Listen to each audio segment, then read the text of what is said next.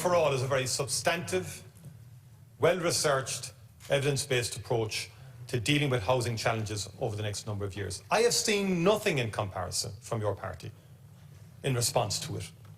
I've seen nothing in terms of solutions. We all know the reality. I've accepted that housing is the biggest single crisis facing this government. And it is something that we are determined to deal with the reality of that.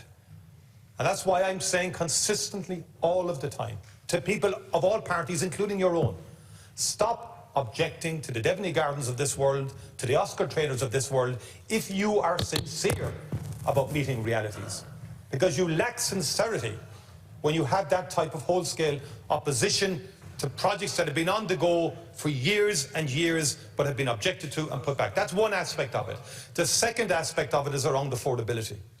That every scheme that's brought forward by government on affordability is attacked by Sinn Féin. You end up voting for it, Deputy O'Brien, sneakily at the end of the process, but you do that anyway. That's the hypocrisy that's become your hallmark in terms of housing policy. But the point, these are political, these are not personal. These are political points I'm making. I'm sorry, I want solutions from you, Deputy.